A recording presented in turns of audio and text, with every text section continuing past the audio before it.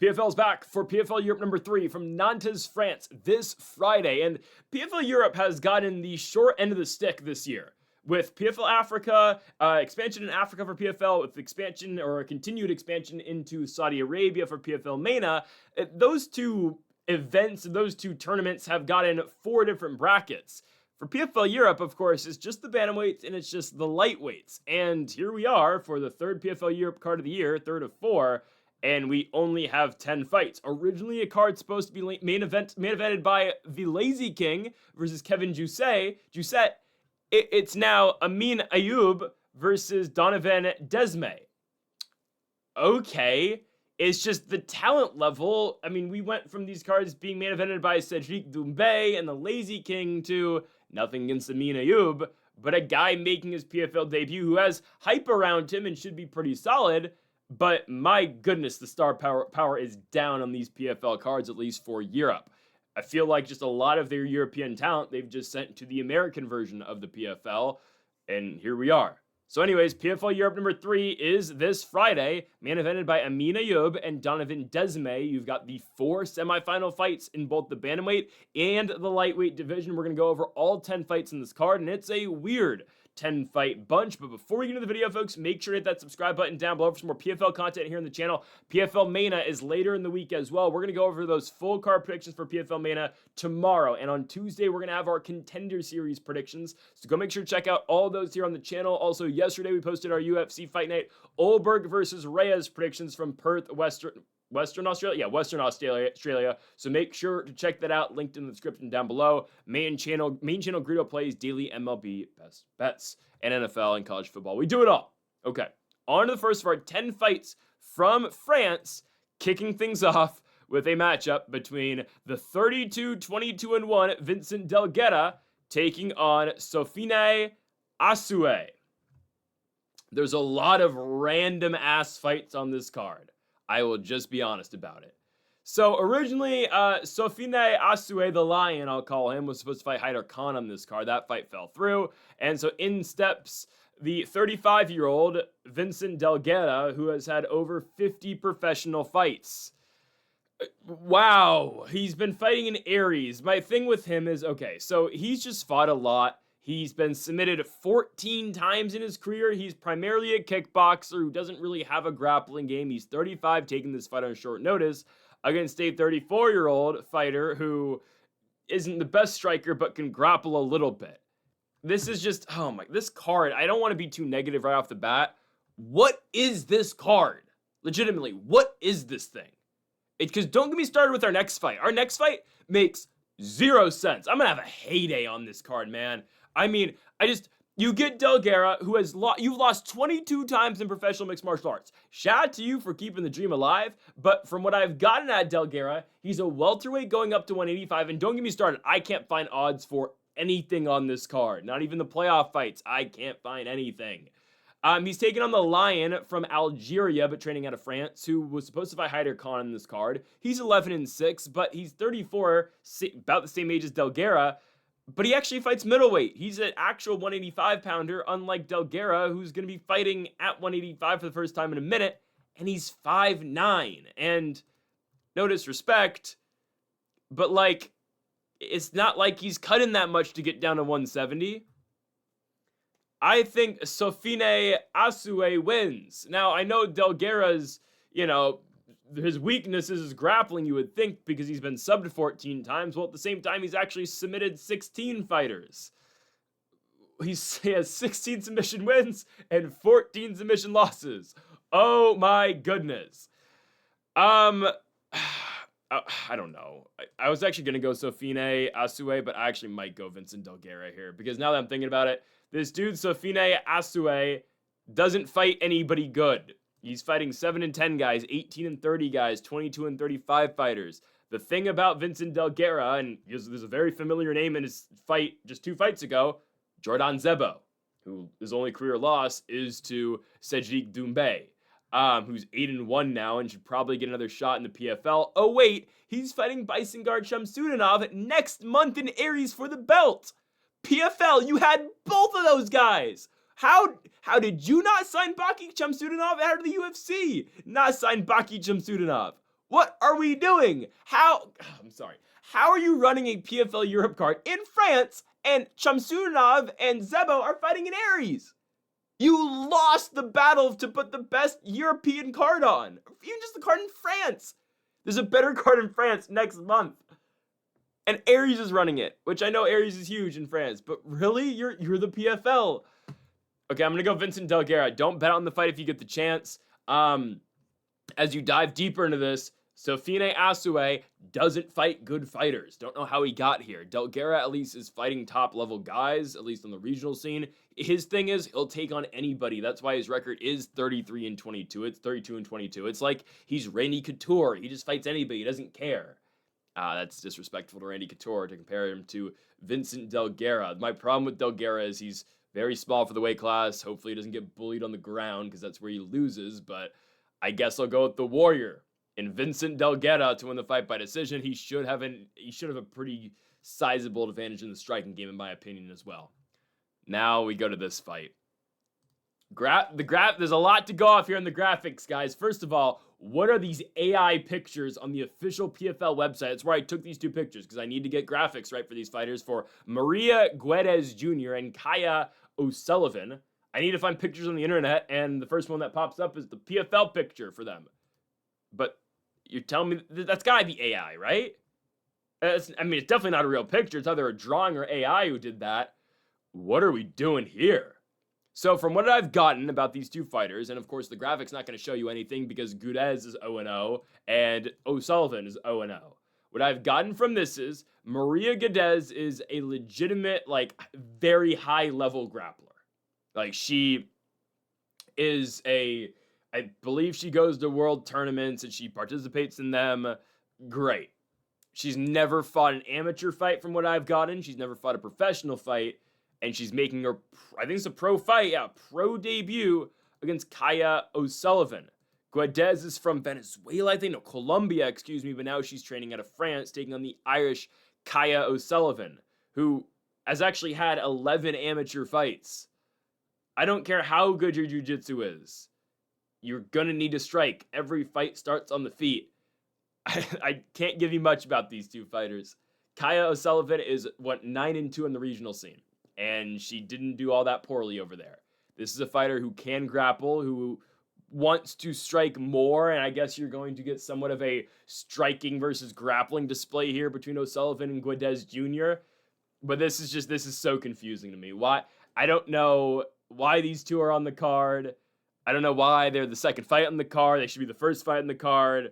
I don't know what these weird creepy AI graphics are, or, pictures of sort that the PFL put on their own website. I'm at a loss for words, guys. I'm at a loss for words what this fight is. 0-0 versus 0-0. Expect a grappling-heavy approach from Maria Guedez Jr., but she has never fought in an MMA fight. To my knowledge, I have not found anything about her fighting in MMA, okay? From what I've gotten, she's all just pure Sambo. She's a Sambo world champion. That's okay. Got to be able to strike some way, though. She's a 2-time world Sambo champion. But if you can't strike, you can't win. I'm not telling you that O'Sullivan's going to have a better grappling game, but if she's just able to find a way to keep it striking, she should be able to win, I'd hope. I'm going Kaya O'Sullivan to win the bout. I'm going to take her to win by decision. I wouldn't expect to finish on either side. Expect a sloppy fight with two fighters making their pro debut. But one fighter's at least fought in the regional scene, so give me Kaya O'Sullivan. Next up, we go to the lightweight division as we have Sebastian DeFranco taking on Mark Euan. Just how bad is Mark Euan? I'm sorry. You are given I don't want to call Chizayev a layup because he's fighting in a playoff fight, but how many bones has the PFL thrown this guy? And he just doesn't capitalize. I don't know. Mark Euan has been put in back-to-back spots in back-to-back years to be very successful from the PFL. He was a -900 favorite to beat Claudio Pacella last year, lost it by decision in the first round of the tournament. This year, they rebook him for the tournament, and he fights Alexander Chizayev, and he gets knocked out in the first round. Just how bad is this dude as a -435 favorite? How many more chances does he get as a huge favorite? He was brought up in Bellator, won a fight by TKO in the second round, lost to Pacella, won a fight against a 2-3-1 fighter. So again, how protected is this dude? And then he loses in his first fight of 2025. So he's not in the playoffs anymore. He's on the undercard now, and here's another bone. Here's Sebastian DeFranco, who just got knocked out against Connor Hughes in the first round of the tournament. I mean, right? Connor Hughes is going to fight Alexander Chizov, so it's just the two losers are fighting each other. The two guys who got knocked out. I mean, guys, Mark Euan's not good. I'm sorry, he's not. Will he win against Sebastian DeFranco? Sure. Okay, he will win the fight. I think he'll probably catch him on the feed. I'll go Mark Euan first round knockout, I think. It's just, how many spots are you going to be given? And how many times? I mean, I know it's only 2 fights, and I'm kind of being, what's the right word? I'm being too critical, I would say. But it's just, you can't lose back-to-back fights at -900 and -450 favorite. You just can't do that. And it's also that the PFL's given him a 2-3-1 fighter in between just to say, oh, like, we have the promotion, this guy's got the promotional backing. We believe in him. We want him to be somewhat of a Scottish star, but he can't come through. I mean, it's a failed experiment. Sebastian DeFranco is 31. He's 10-4. He's been knocked out in his last fight. He's just a mid fighter. He's a mid fighter who's going to want to grapple. Who knows? Maybe Euan gets subbed in this fight. I don't know. I mean, he did submit Yasin Chateau, who was 2-3-1 in the PFL. But if his regional experience in Bellator, going into Bellator and Aries will show us anything, is that, yeah, the guy's got pop. We just haven't seen it so far. And, oh, yeah, he does get hit. Look at his last fight. Doesn't cover up at all. Doesn't watch out for anything being thrown back at him.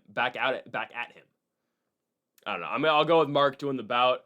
I'll take him to win the fight by first round knockout. He's not that good, though. And they're throwing him a bone with Sebastian DeFranco. That's exactly what's happening here. On to our 4th fight of the night. Dara Kelly taking on Bakhtar Abdulaev. I believe I got that one right. Bakhtar Abdulaev is taking on Dara Kelly. Kelly's still undefeated at 8-0. I mean, this is talent, right? I mean, I'm glad Dara Kelly's on the card. It's just, remember when PFL Europe Cards had 16 fights? Because Dan Hardy and company, they were scrambling to get everybody on these cards because they had so much talent from Europe. And now here we are, we're doing 4 cards a year in Europe. We can't find a main event.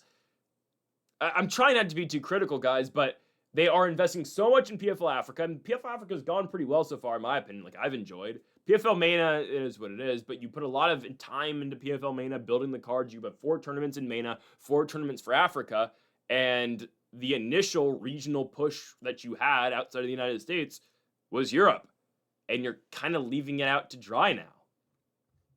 I don't know. I mean, I don't know if Ngannou's ever going to fight for them, and you were kind of owed the Saudis that fight, which is okay, but it's like, why not have Ngannou fight in France? He's never fought in France before in a professional mixed martial arts fight. You still have him under contract, and I get it. There's a big dispute right now between Don Davis and Francis Ngannou and whatnot. I mean, I guess Dana told you so, but why wouldn't you try to push for Ngannou to fight on this card, honestly, or in Paris? I don't get it. Dara Kelly takes on the PFL debuting fighter in Bakhtar Abdulaev. Abdulaev, his name says he's pretty good. He's 37, though. He's 37, and he's 10-1, and he's fought bums. I'm sorry, that's what his career has been. He hasn't fought in 3 years. Last time he fought, he was 34. You can still be in your prime at 34. And some fighters, obviously, primes are different, right? Primes are a lot different for every single fighter. Hell, Randy Couture won a world championship plus 40. Jan Blachowicz did that. Glover Teixeira, no, Jan did not, but Teixeira did it. Daniel Cormier did it. You're 37, though. It's a difference being 37 at a heavier weight, like Couture, like DC, like Teixeira, and being a 37-year-old making your PFL debut at 155 pounds. Like, it's a guy in Dara Kelly who's undefeated out of SBG Ireland who's 10 years younger than you.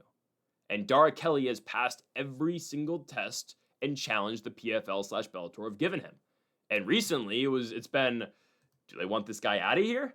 I mean, the fight that, kind of stood out was the Dmitry Histenko fight. Dara Kelly was an underdog, fought an undefeated Ukrainian, and he went out there and won against Dmitry, who had beaten Justin Montalvo and Daniel Scatizzi right before. We know Dara Kelly's capable. We know the grappling game he has. He fought in the PFL stateside world tournament, not in the tournament itself, but on the card. He beat Mike Hamill by third round submission in Wichita, Kansas. And now he finds himself on an undercard of PFL Europe after fighting in the United States and after winning a huge fight in Bellator last year. I don't entirely get that. And you give him a guy who is unknown, who is going to go out there and try to strike with him. From what I've gotten out of Abdulaev, he's a Taekwondo guy, I believe, who can grapple, but I think his first instinct is to strike. He's from Tajikistan, but now he trains out of Germany. But this is a striker of sorts that Dara Kelly's going to have to deal with. Not too concerned, because again, then Dara Kelly can probably just take him down. I think Dara Kelly's going to have him everywhere. Again, you're 37 years old at 155 pounds against a guy who is in his prime right now, and Dara Kelly at 27, and a guy in Dara Kelly as well who has proven that, okay, he can fight high-level guys. The PFL has thrown him that, or PFL Tour has thrown him that before, and he's passed every test, and I guess this is another test. But I mean, what are you gonna lose now out of next year? What would you lose next year by throwing Dara Kelly into the PFL tournament? Not the Europe tournament, the actual tournament. You might as well. He's 10-0, and eventually going to have to cut this guy loose against not just, Dmitry Ustenko. He'll be 9-0 at this victory. I think he'll beat Bakhtiar Abdulaev probably by submission. Again, Abdulaev, primarily a striker. Dara Kelly should be able to take him down and get that submission. I'm going second round sub here for the Moville Mauler.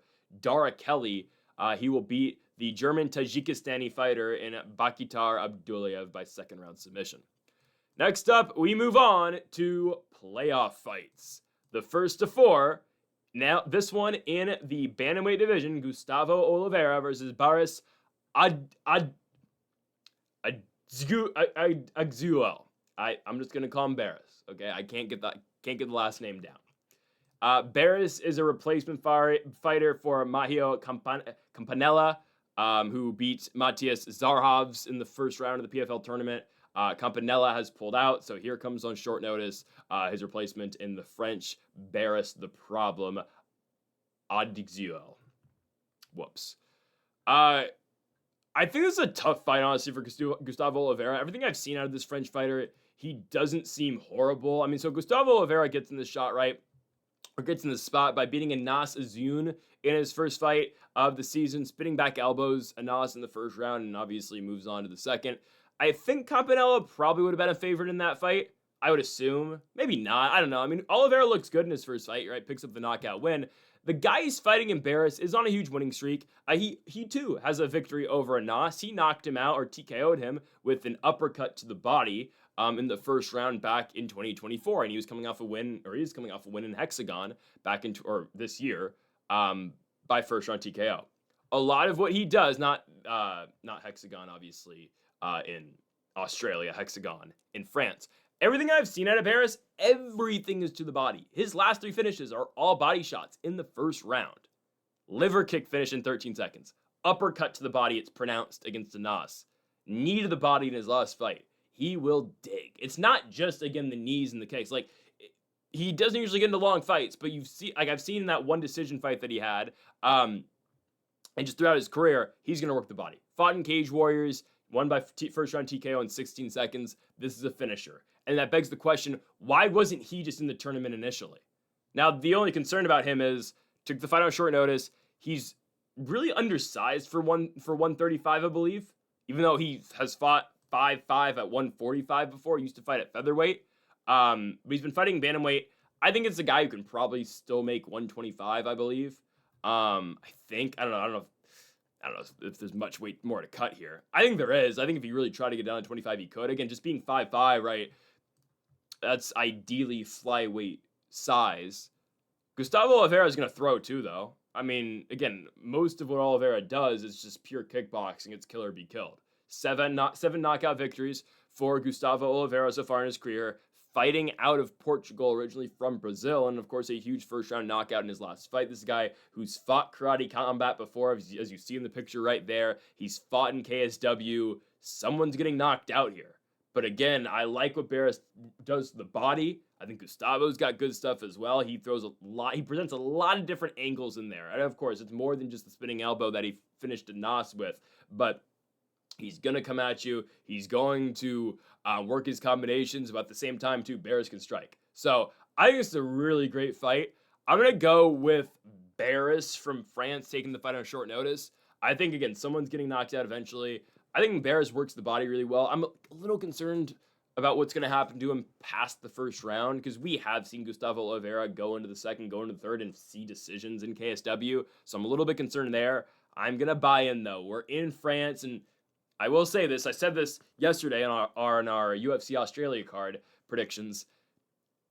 I'm not really worried about biased judging in Australia. They've had a long-term athletic commission there. They've done fights before. In places like France, though, and William Gomez is the number one example of this, I do get concerned about the judging, because they haven't had that long of a mixed martial arts athletic commission, and usually they're like, we'll just go with the hometown guy if the fight's close. I'm not telling you that's exactly what's going to happen here, because I do think someone's going to get finished, but I am telling you, it is a possibility. I'm going to go with Barris the Problem Adiguzel. Don't know how to pronounce the last name. He'll get it done by second round TKO in a all-out war. I think his work to the body, though, is going to be huge in this bout. I'm going to take Barris to win it by second round TKO. We move on now to our next fight, another playoff bout. And now here are two guys who obviously have both fought in the PFL previously. We mentioned Alexander Chizov earlier, and here he is taking on Claudio Pacella in the second round of the lightweight tournament. So how did we get here? Pacella beat Gavin Hughes, and Chizov beat Mark Euan. Now, initially, I believe the bracket was, and this is what Wikipedia is telling me, and I'm pretty sure it's how it was, right? Chizov was supposed to fight Connor Hughes, and Pacella was supposed to fight Gino Van Steenis, but instead those fights are just flipped.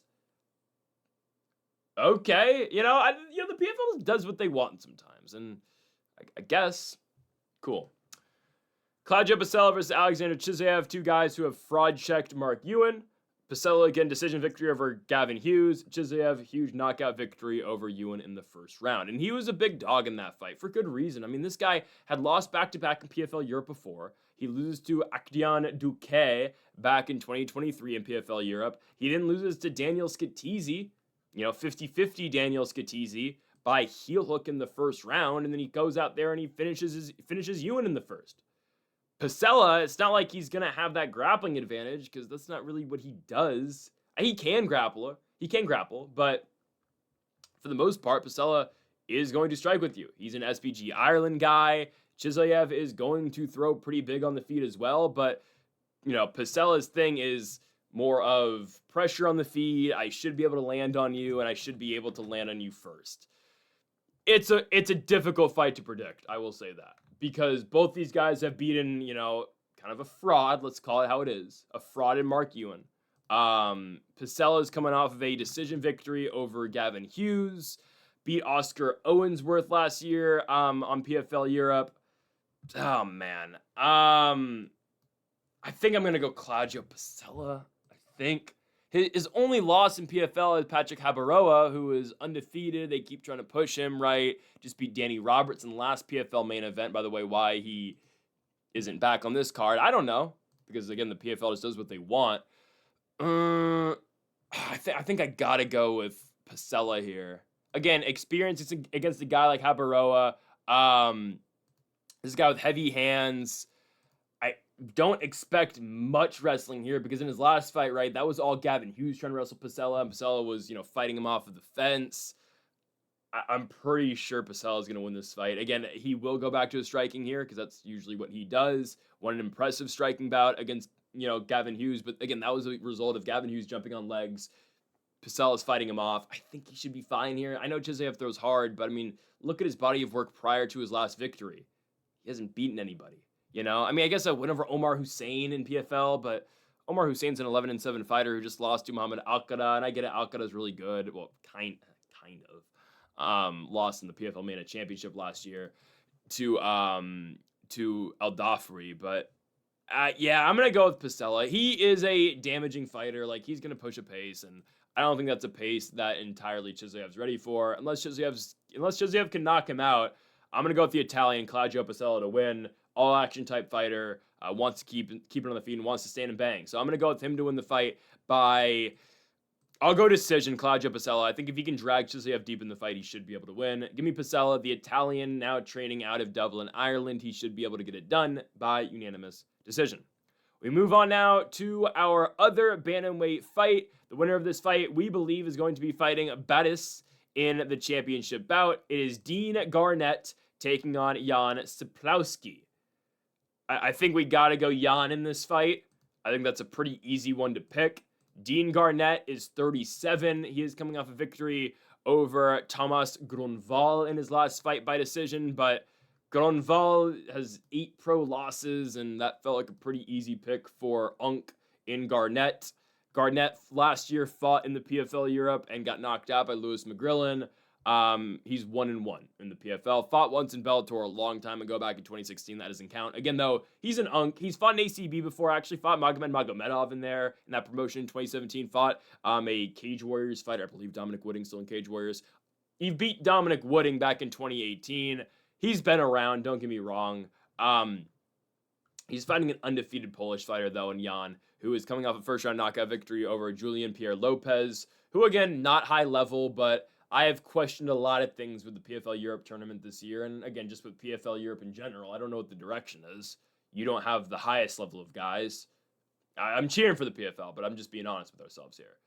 Euan does look pretty good, though, right? This is a guy who can mix it up in the striking and grappling. He's got a ground game, and he can strike with you as well. For Dean Garnett, this is a fighter who has just, fought 16 times, 37 years of age.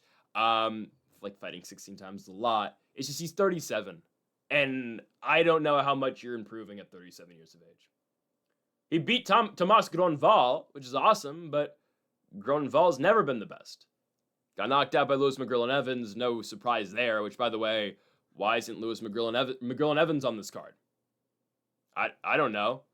He was supposed to fight Callan Lofran, but you couldn't have put that on this card. I don't know. I feel like they're putting too much. I know, again, he had to pull out the Lofran fight, but this is the thing that PFL is doing right now. You're putting too much into the championship series cards. You're taking too much of your European talent, and you're putting them in the American cards, and now we get stuck with this. Now, Nurmagomedov versus Connor Hughes 2 is going to be fun next week. It's going to be real fun, and I'm excited for it. But you're even taking away talent from PFL Mana. Look, El Dafri's not going to be on PFL Mana because you put him on Champion Series. Hussein Al-Sawali is not on Mana. Gregory Babinet, who is French, who's fought in co-mains before for PFL Europe, he's on Champion Series on a prelim. He could easily be a feature bout on this card against Gerard Hussein Al-Sawali, or they could fight in Mana too. It's just, I don't know. I think they're kind of destroying what they've built for PFL Europe. Asila Juge, he's on a prelim for Champion Series. I don't know. I don't entirely know what direction they're going in. Anyways, I'm going to take Cieplowski to win this fight. Cieplowski to win the fight. I think he should be able to outstrike Dean Garnett. I think Garnett, if he has a chance, it is on the ground. But on the feet, I really think Jan's the better guy. This is a guy with real serious knockout power, coming off a knockout win in his first fight in the PFL Europe season this year. And again, Garnett's 37. You're 37 at 135 pounds. Again, you can get away with that at 185, 205, and 265. At 135, it's all about speed. It's all about taking punches against guys who, like Euan, are going to throw him in bunches, so he's going to be offering a lot. And how much can you take at 37 years of age? And at the same time, how much are you going to be able to throw back?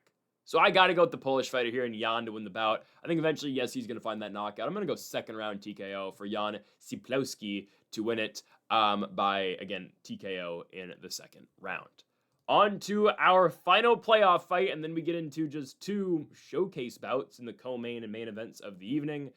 On to Connor Hughes versus Gino Van Steenis. Obviously, brother of Costello Van Steenis, Gino Van Steenis is taking on Connor Hughes.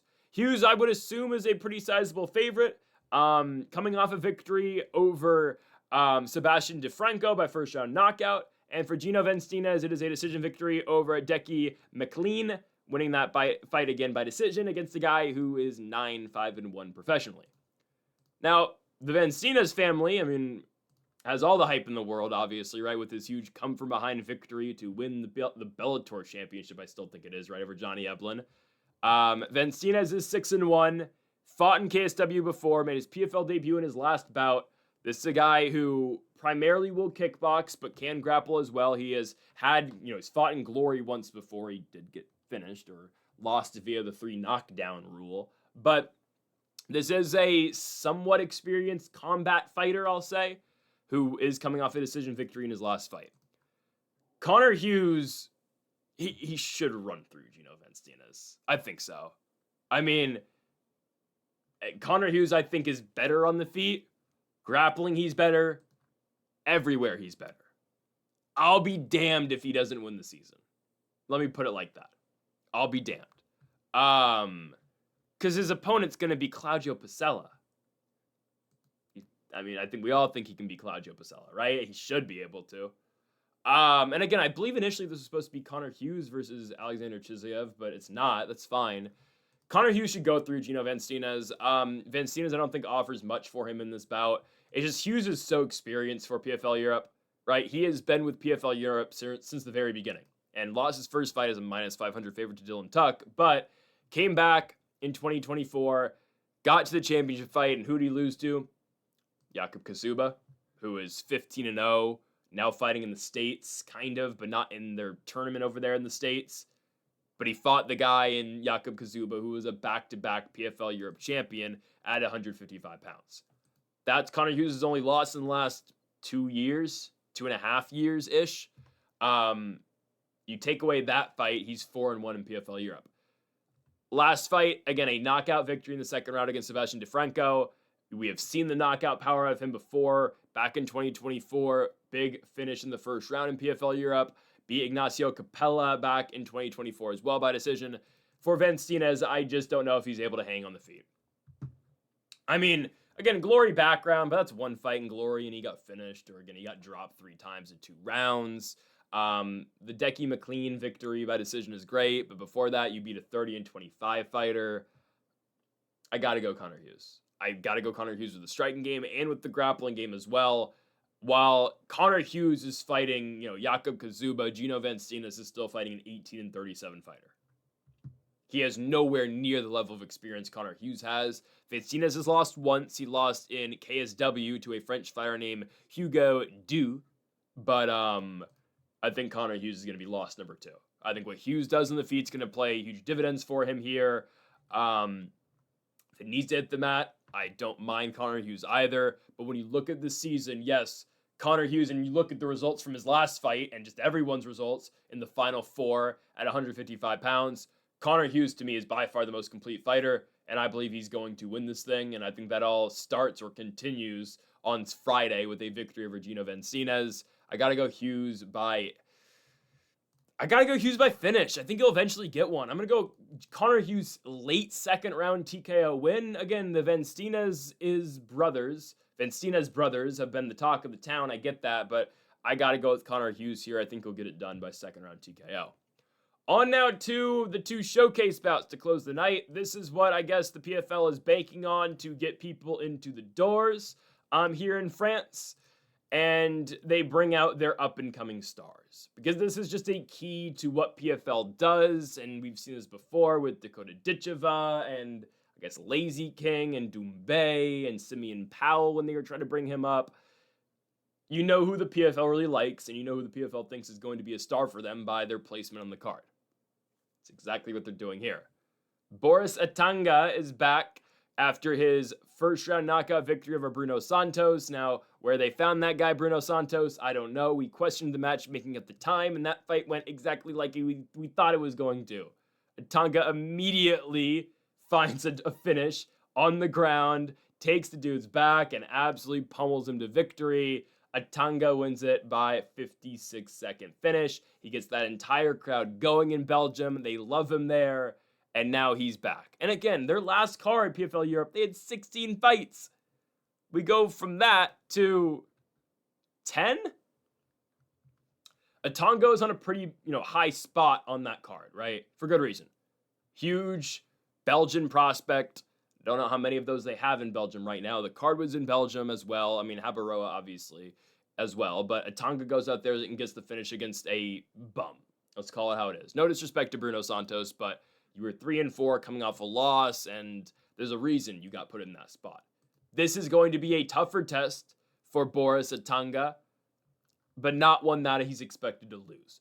What this fight offers him in Gregory is a grappling game. Gregory, that's what he does, from what I've seen.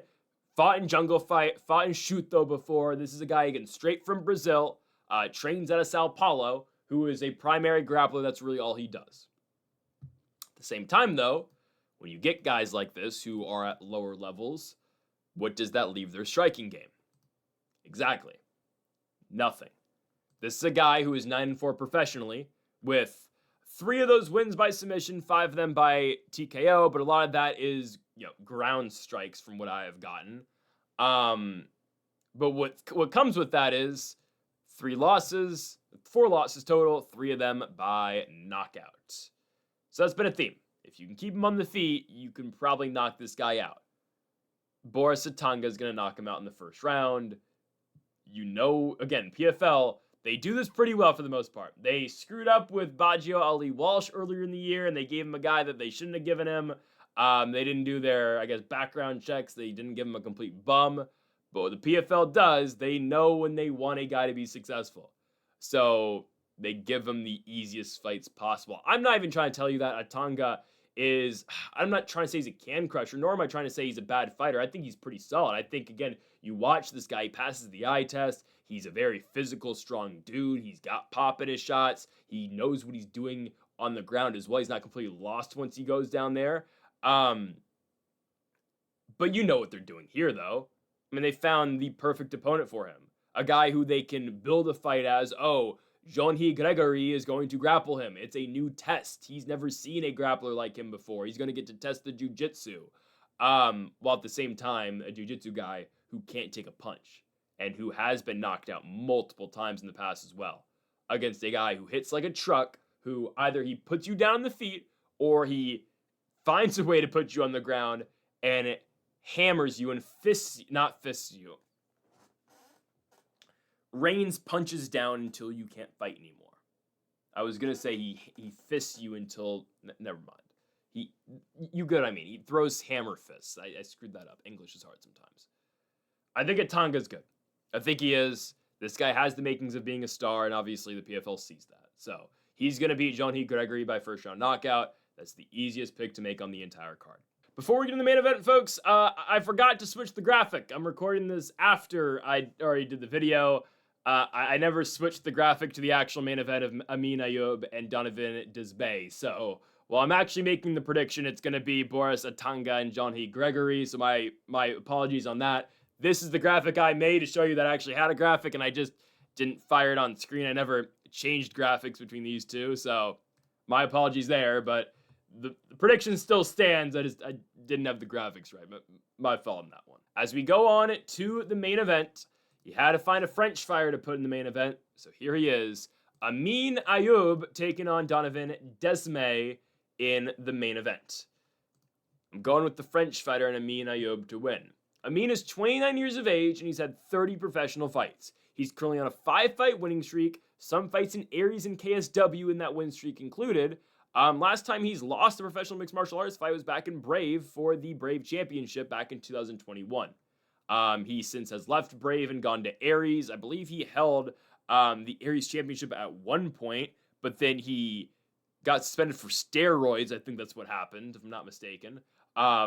So he doesn't have the Aries Championship no more. Went to KSW, won a fight. Last fight is in 971 FC over in Abu Dhabi. Won a fight on a card that was main evented by Mohamed Mokayev. Remember him? And now here he is. This guy is solid from what I've seen. All losses are by decision. He is a willing striker with a good grappling game. And he's taking on Donovan Vegas Desbay, who is from Belgium, who has been a very 50-50 fighter, who has dabbled into the world of bare knuckle, losing his last fight in bare knuckle FC just last month by decision. And he's fought in Brave some as well. In terms of mixed martial arts, Desbay is 3-3 in his last 6 fights. And again, the more important thing in my opinion is you just lost a bare knuckle fight less than a month ago. And now you're fighting in a main event for PFL Europe. I'm telling you guys, they find fighters they know that their guys can beat. Now all of a sudden, Ayoub is one of PFL's guys. He has got 30 pro fights under his belt. He's won a Brave Championship before. He's fought in Aries. He's been UAE Warriors champion before. And he saved the day for them. He's the guy that they can promote to the main event with Lazy King pulling out because they had a good main event. Lazy King versus Kevin Jousset, that's a good fight. Jousset's fought Brian Battle in the UFC before, made the entire country of France hate Brian Battle because Battle beat his ass. But that's what you would have gotten out of that fight. A big Lazy King victory in front of his people in France. I mean, if I'm a French MMA fan, I'm there to watch Lazy King. Sure, we're here for Gavin Hughes. We want to watch Dara Kelly, you know? But, like, I'm there for Lazy King. And now that gets scrambled 2 weeks before the fight. Now I got Ayoub in the main event. And if I'm watching, you know, French regional MMA, I know who he is, but not a guy that I'm immediately jumping off the table paying high price to go watch. Because, guys, PFL cards in France are different than they are in America. They get really good crowds in the UK. But yet they barely run cards over there now. I don't get it. Remember when Mbappe was at a PFL card? I mean, Mbappe's never been to UFC. Mbappe showed up to a PFL card to watch Sajid Doumbé.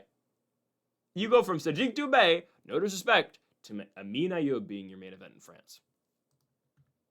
They better hope they can get Doumbé for December. They better hope. Because I think he's coming back soon. Give me Ayoub to win the bout by first round knockout. I know he's not entirely a knockout artist. The dude's fighting just fought bare knuckle a month ago. I don't care how much damage you take, you should not be fighting a month after fighting a bare knuckle fight. Taking this is the type of fight that I do believe in, the type of way that he can win that should establish himself as a PFL Europe fighter that they put promotional backing around. And this is 100% the outcome that they want. They want a first-round finish. They want him to beat up on Dismay, who has already lost 10 times in his career and has been knocked out 4 times in his career. Again, Ayoub is not a one-shot knockout type of guy, but circumstances, he's not fighting a high-level fighter.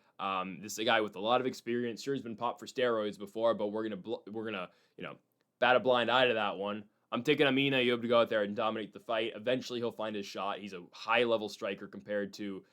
he's a better striker compared to Donovan Desmay, and he's a high-level all-around mixed martial arts fighter compared to Donovan Desmay, who is just mid, okay? Ayoub will be able to beat him everywhere. I'm taking Ayoub, though, to win the fight by first-round TKO.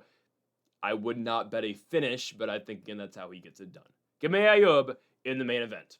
Folks, thank y'all for watching our PFL Europe 3 predictions. Truthfully, this was one of the harder ones for me to predict because just the talent on this card is just, first of all, not a lot I'm familiar with. I know the playoff fighters, obviously, yes, Dara Kelly, yes, but the first fight of the night, Vincent Delguerra, the 2 0-0 fighters, and, Jean-Hy Gregory, Donovan Desmay, Ayoub, it's just, I don't know. I'm not as well versed into the European MMA scene as I am in the American regional MMA scene, so it is what it is. I think I got a good handle of everything here, and we'll see you tomorrow for PFL Mania, where actually, I believe I'm going to have a better grip on PFL Mania than I'm going to have for PFL Europe. It's just, I don't know. I don't like this card. I don't. It feels like such a crazy drop-off in what they used to produce in Europe. Maybe I'll be wrong. But that'll do it, folks, for our PFL Europe 3 predictions. If you haven't yet, though, make sure that subscribe button down below for more. Make sure to leave a like if you did enjoy the video. Make sure to comment if you disagree with any of the picks. Folks, thank y'all for watching, and Mamba forever.